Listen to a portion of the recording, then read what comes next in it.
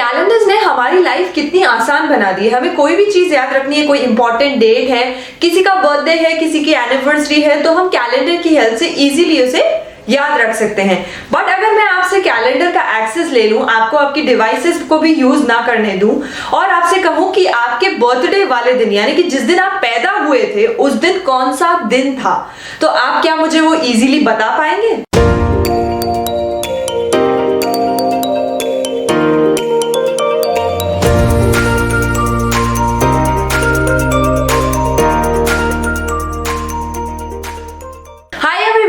Megha and welcome to UGC NET with Megha.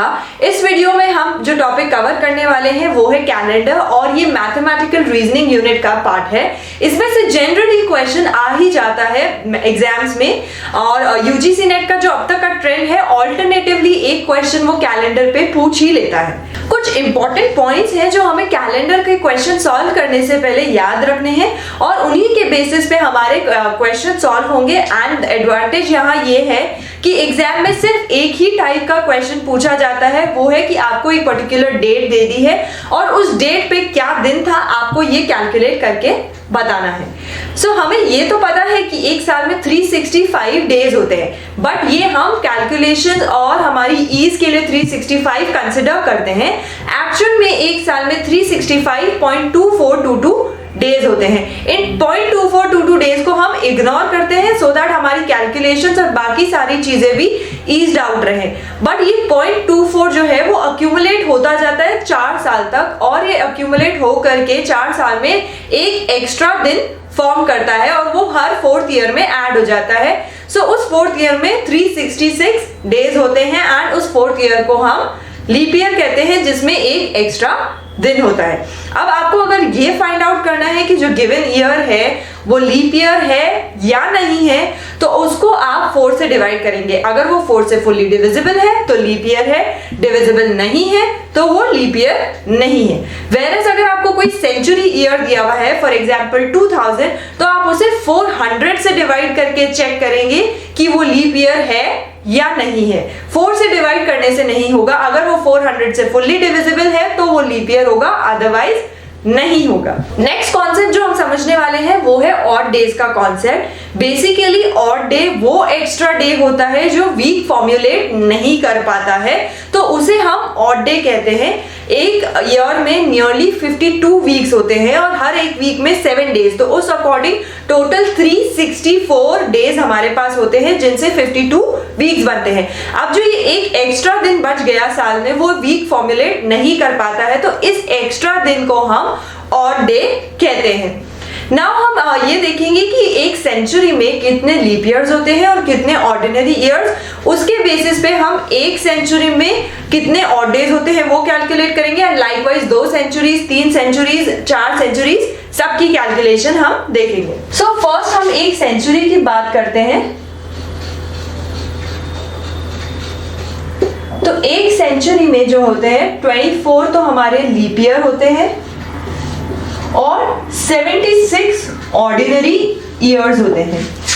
24 ही क्यों, अगर हम 100 को 4 से डिवाइड करते हैं उस लॉजिक से अगर हम जाएं तो 25 आंसर आता है, तो 25 लीप ईयर्स होने चाहिए। बट क्योंकि हर सेंचुरी ईयर जो है वो 400 से डिविजिबल नहीं होता, इसलिए जनरल ट्रेंड के हिसाब से सिर्फ 24 लीप ईयर्स ही होते हैं और बचे हुए हमारे 76 ऑर्डिनरी ईयर्स होते हैं। बट अगर सेंचुरी ईयर लीप ईयर होगा तो फिर ये 25 लीप ईयर्स हो जाएंगे और ये 75 ऑर्डिनरी ईयर्स हो जाएंगे। नाउ हमें ये पता है कि ऑर्डिनरी ईयर्स यानी कि जब हमारे पास 365 डेज होते हैं तो एक ऑड डे होता है जो वीक फॉर्म्युलेट नहीं कर पाता है।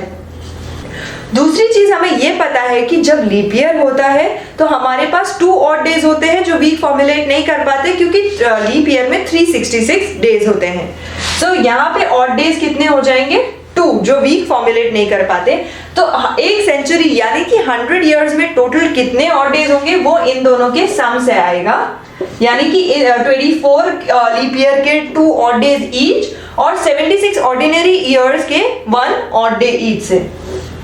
तो 24 2 हमारा 48 प्लस 76 1 76, तो ये हमारा हो गया 124 ऑड डेज। अब इन 124 ऑड डेज में से भी हम कुछ वीक्स फॉर्मुलेट कर सकते हैं, तो वो वीक्स कितने फॉर्मुलेट और हो सकते हैं उनको फाइंड आउट करने के लिए हम इस नंबर को 7 से डिवाइड कर देंगे। तो 7 × 7 और ये 54 हमारे पास आया, तो 7 7 × 49 होता है, तो 49 हमने यहाँ लिखा, तो हमारे पास रिमाइंडर क्या बच गया 5। तो हमने 17 एक्स्ट्रा वीक्स और फॉर्मुलेट कर लिए इन 124 डेज में से।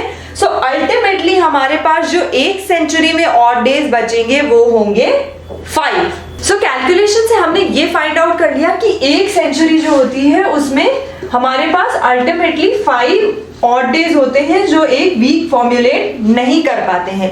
तो अब हमें जो नेक्स्ट कैलकुलेशन करनी है वो 2 सेंचुरीज के लिए करनी है। तो 2 सेंचुरीज में हमारे पास कितने हो जाएंगे, डबल हो जाएंगे, क्योंकि एक सेंचुरी में 5 ऑड डेज है, तो 5 × 2, तो हमारे पास हो गए 10 ऑड डेज। अब इन 10 ऑड डेज में से भी हम एक वीक बना सकते हैं 7 डेज का, तो वो 7 डेज हमने माइनस कर दिए, तो फाइनली हमारे पास कितने बचे 3 ऑड डेज जो ये 2 सेंचुरीज में हमारे पास होंगे। नेक्स्ट अगर हम बात करें 3 सेंचुरीज की, तो हम इसको 5 × 3 कर देंगे, यानी कि थ्राइस हो जाएगा, तो 15 हमारे पास ऑड डेज आ गए। इसमें से हम 7 डेज के 2 वीक बना सकते हैं, तो टोटल 14 डेज हमने वीक फॉर्मुलेशन में यूज कर लिए, तो इसमें से हम वो 14 माइनस कर देंगे। तो अल्टीमेटली हमारे पास 3 सेंचुरीज में सिर्फ एक ऑड डे बचेगा। अगर अब हम बात करें 4 सेंचुरीज की, तो 5 × 4 20 ऑड डेज ऐसे हो गए, और क्योंकि 4 सेंचुरीज है तो इसमें लीप सेंचुरी भी होगी, तो एक डे एक्स्ट्रा होगा उस लीप सेंचुरी का, तो वो भी हम यहाँ ऐड कर देते हैं। तो टोटल हमारा आया 21 odd days. And since 21 odd days से 3 हम 7 डेज के वीक बना सकते हैं, तो 21 - 21, तो हमारे पास 4 सेंचुरीज में कितने ऑड डेज हो गए 0 ऑड डेज। अब हमने जब ये कैलकुलेट कर लिया कि कितने ऑड डेज हैं हमारे पास गिवन डेट के लिए, तो हमें उन ऑड डेज के रिस्पेक्टिवली कौन सा डे है वो देखना होगा। जैसे कि अगर 0 ऑड डेज है तो हमारा डे होगा संडे, 1 ऑड डे है तो हमारा डे होगा मंडे, 2 ऑड डेज है तो हमारा डे होगा ट्यूसडे, 3 ऑड डेज है तो हमारा डे होगा वेडनेसडे, 4 ऑड डेज है तो हमारा डे होगा थर्सडे, 5 ऑड डेज है तो हमारा डे होगा फ्राइडे, एंड लाइकवाइज अगर 6 ऑड डेज है तो हमारा डे होगा सैटरडे। नाउ ये पूरे कॉन्सेप्ट को हम एक सिंपल क्वेश्चन की हेल्प से समझते हैं। तो हम एक एग्जांपल ले लेते हैं, लाइक 4 फरवरी 1999। हमने ये एग्जांपल ले लिया,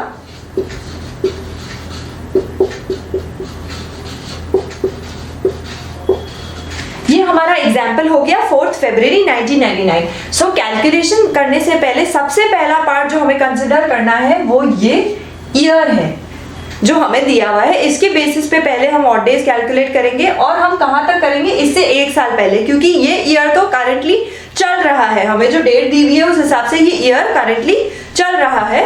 तो ये ईयर कंप्लीट नहीं हुआ है तो इसकी कैलकुलेशन अलग से होगी। इससे पहले तक के ईयर्स की हम कैलकुलेशन करेंगे, यानी कि हम 1998 तक की कैलकुलेशन करेंगे। अब इसको हम सिंप्लीफाई करके 3 पार्ट्स में बांट देंगे।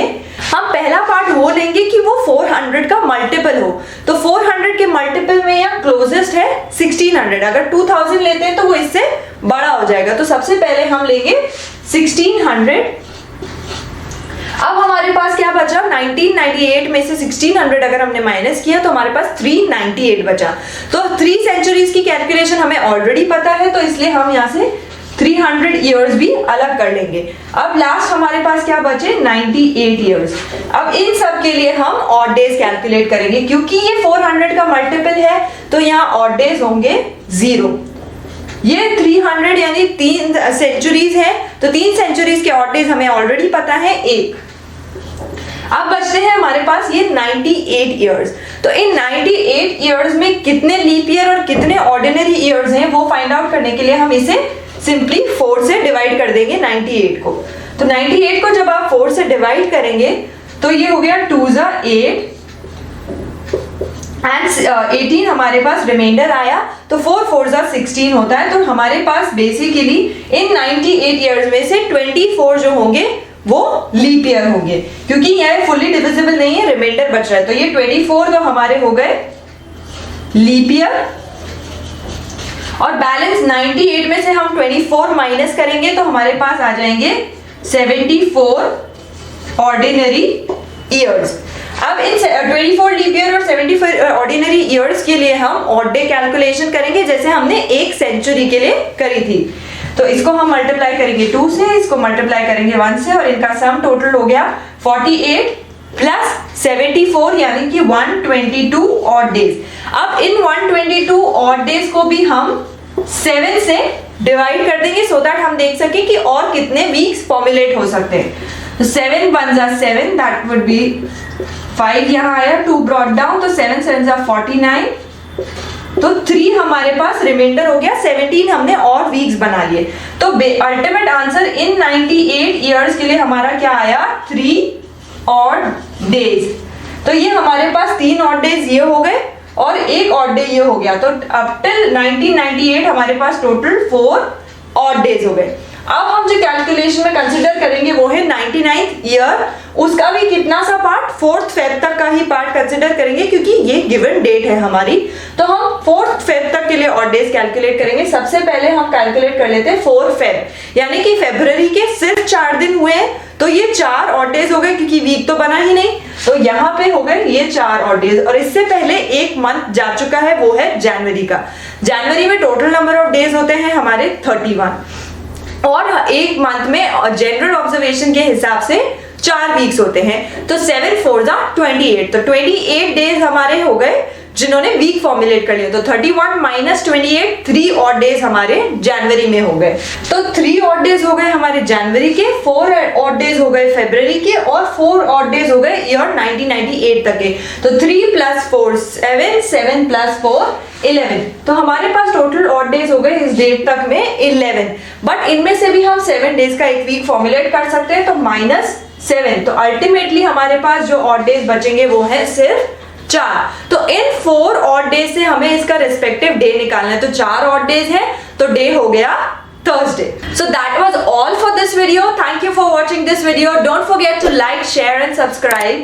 And if you want me to cover any particular topic, you can leave your comments in the comment section. And for more details on our online course, visit our website www.ugcnetwithmegha.com. And the link for the website is given in the description below. And for regular updates, follow us on our social media handles.